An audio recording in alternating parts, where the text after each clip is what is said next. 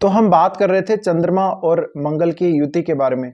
चंद्रमा और मंगल की युति जब आपके चार्ट में विभिन्न भाव में हो तो इस युति के किस प्रकार के प्रभाव आप लोगों को देखने को मिल सकते हैं।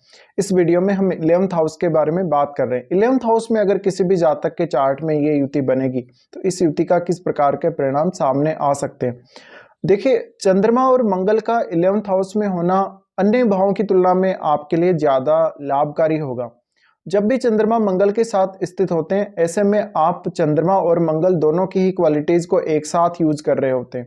इस केस में आपकी धन कमाने की इच्छा या धन कमाने की लिमिट बहुत ज्यादा बढ़ जाती है। आपकी जो योग्यता है उसको प्रभावित करने की क्षमता या निश्चित रूप से आप में जो भी क्वालिटी है, जो भी गुण है, जो भी प्रकार के आपको नॉलेज है, उसके द्वारा ज़्यादा से ज़्यादा लाभ प्राप्त करना या कोई भी प्रकार का गेन होना, इसकी संभावना बहुत ज़्यादा बढ़ जाती है। चंद्रमा आपकी कल्पना शक्ति या मन को रिप्रेजेंट करते हैं और मंगल जब भी इनके साथ आते हैं, ऐसे में आपकी कल्पना शक्ति और सोचने समझने की तीव्रता एक साथ मिलकर काम करती है। जब भी ऐसी स्थिति बनेगी, जातक के पास बहुत सारे इनकम के सोर्सेज हो सकते हैं। जातक थोड़ा सा स्पेकुलेटिव जरूर हो सकता है, थोड़ा सा वो क्विक मनी प्राप्त करने की कभी कभी कोशिश करेगा। इस वजह से उसको कुछ हद तक नुकसान का सामना भी करना पड़ सकता है कभी कभी। बट जातक के इनकम में काफ़ी ज़्यादा उतार चढ़ाव भी देखने को मिल सकते हैं। चंद्रमा और मंगल का 11th हाउस में स्थित होना ये दिखाता है कि जातक को अपने दोस्तों से या अपने परिवार से काफ़ी मदद मिलेगी। वो काफ़ी रेस्पेक्टेड होगा अपने दोस्तों में और उसका जो नेटवर्क होगा काफ़ी बड़ा होगा। हर किसी के लिए ऐसा जातक हेल्प करने वाला भी होगा, दूसरों की हर संभव सहायता भी करेगा। बट जातक हमेशा हर रिश्ते को अपने जीवन में प्राथमिकता देगा। इस वजह से जातक का जो नेटवर्क है बहुत ही बड़ा हो जाता है और कभी कभी जातक को सब लोगों को हैंडल करना भी मुश्किल हो जाता है। ऐसे जातकों में एक और प्रवृत्ति पाई जाती है, इनके बारे में दुनिया क्या बोल रही है, लोग इनके बारे में क्या बोल रहे हैं, इसकी चिंता इन लोगों को बहुत ही ज़्यादा रहती है।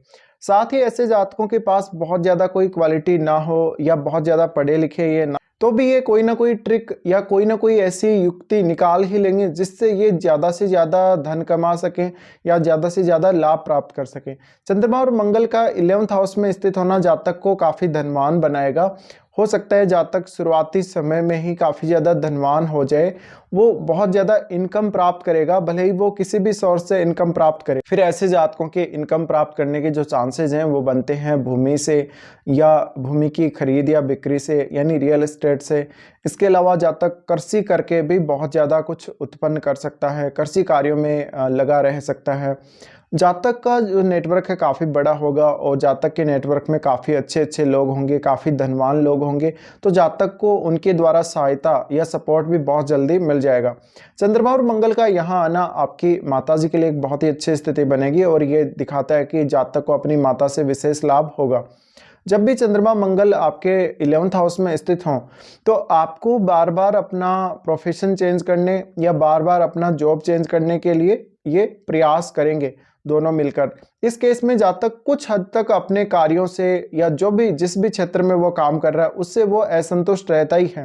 भले ही वो कितना भी मान सम्मान हासिल कर ले, कितना भी धन हासिल कर ले, प्रॉपर्टी हासिल कर ले या कुछ और अन्य चीज प्राप्त कर ले, उसके मन में एक असंतुष्टि हमेशा ही बनी रहेगी। उसका कारण यह है कि चंद्रमा जब भी मंगल के साथ स्थित होंगे तो उस केस में चंद्रमा कभी भी सेटिस्फाई नहीं होते मंगल के साथ, और मंगल बार बार चंद्रमा को उकसाता रहेगा, उनको बार बार वो फोर्स करता रहेगा। इस केस में आपका चंद्रमा जितना ज़्यादा यहाँ प्रबल है उतना ही ज़्यादा आपके इनकम में या धन में उतार चढ़ाव आने के चांसेस हैं। ऐसे जातक को अपना नेचर या व्यवहार दूसरों के प्रति काफ़ी अच्छा रखना चाहिए, तभी जाकर जातक ज़्यादा लाभ प्राप्त कर सकेगा। इसके अलावा ये हर रिश्ते को बहुत ज़्यादा अहमियत देते हैं अपनी लाइफ में, भले ही तो इनका वैवाहिक जीवन हो, भले ही इनका कोई दोस्त हो या कोई अन्य रिश्ता इनका हो निकटतम, ये हर रिश्ते को बहुत ज़्यादा इंपॉर्टेंस देने की वजह से हर किसी रिश्ते में कुछ ज़्यादा ही एक्सपेक्टेशन रख रहे होते हैं। इस केस में जातक को काफ़ी बार नुकसान या हानि भी होती है। अक्सर ऐसे जातक बहुत ज़्यादा इमोशनल देखे जा सकते हैं। धन और प्रॉपर्टी के मामलों में भी ऐसे जातकों को काफ़ी इमोशनल देखा गया। साथ ही इमोशनल होने की वजह से ये काफ़ी बार गलतियां करेंगे, कुछ ऐसी गलतियां करेंगे जहां पर इनको सपोर्ट करने वाला कोई नहीं होगा, या कभी कभी ये अपना मोटा पैसा गंवा देंगे या कोई जल्दबाजी में आकर ऐसा निर्णय ले लेंगे जिसकी वजह से इनको काफ़ी धन और संपत्ति का नुकसान भी हो जाएगा। तो इस केस में थोड़ा सा आपको सावधानी रखने की ज़रूरत है। फिर चंद्रमा और मंगल यहाँ हैं तो जो मंगल है वो आपकी सेकंड हाउस को देखता है। सेकंड हाउस को जब भी मंगल देखेगा उस केस में जातक का एकमात्र उद्देश्य धन और संपत्ति हासिल करना, ज़्यादा से ज़्यादा अपने परिवार के साथ समय बिताना और पारिवारिक जो रिश्ते हैं उनको निभाने की चाहत जातक में बहुत ज़्यादा रहेगी। जब भी इस प्रकार की स्थिति बनेगी आपको आपके खान-पान पर भी विशेष ध्यान देना चाहिए। साथ ही आपको अपना रूटीन काफ़ी अच्छा रखना चाहिए। आपका रूटीन आपके लिए बहुत ज़्यादा महत्वपूर्ण है। चंद्रमा और मंगल का यहाँ होना जातक को पैसे के लिए बहुत ज़्यादा लालची बना सकता है। इवन जातक कुछ गलत तरीकों का इस्तेमाल भी पैसा या संपत्ति प्राप्त करने के लिए कर सकता है। इसके अलावा जातक को थोड़ा सा भी अगर आर्थिक स्थिति में उतार चढ़ाव आता है तो इसकी चिंता काफ़ी ज़्यादा रहेगी। जातक को अपने काम बिगड़ने या काम में किसी भी प्रकार का व्यवधान आने की वजह से काफ़ी ज़्यादा नुकसान या बहुत ज़्यादा उनको कुछ अन्य समस्याएं जैसे कि मानसिक तनाव या चिंता ये सब झेलना पड़ सकता है। जब भी चंद्रमा और मंगल यहाँ स्थित हों तो आपको ये देखना जरूरी है कि चंद्रमा और मंगल के बीच में डिग्री डिफरेंस कितना है। इनके बीच में बहुत ज़्यादा डिग्री डिफरेंस हो कुछ हद तक ये आपकी लाइफ को बहुत ज़्यादा बैलेंस करने का काम करेंगे, लेकिन अगर डिग्री डिफरेंस बहुत ही कम है उस केस में आपके जीवन में काफ़ी उतार चढ़ाव देंगे, भले ही तो आर्थिक स्थिति को लेकर, भले ही प्रॉपर्टी को लेकर या आपकी भावनाओं को लेकर। फिर मंगल यहाँ से देखते हैं आपके पंचम भाव को और चंद्रमा भी पंचम भाव को देखते हैं। इस केस में ज़्यादातर ये स्थिति देखने को मिलेगी कि जातक के पास क्षमता बहुत ज़्यादा होगी, कौशल बहुत ज़्यादा होगा, जातक थोड़ा ज़्यादा बोलने वाला और हर बात पर अपनी प्रतिक्रिया देने वाला होगा।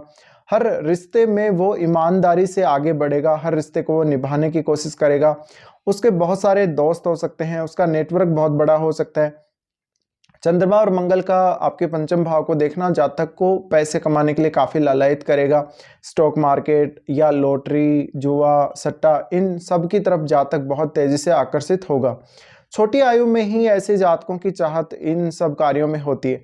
तो ऐसे में थोड़ा सा आपको ज़्यादा कॉन्शियस रहने की ज़रूरत है जब भी आप कोई अपना इन्वेस्टमेंट का डिसीजन लेते हैं या आप स्टॉक मार्केट वगैरह से जुड़ते हैं तो इस केस में आपको ज़्यादा नुकसान होने की संभावनाएं रहती हैं।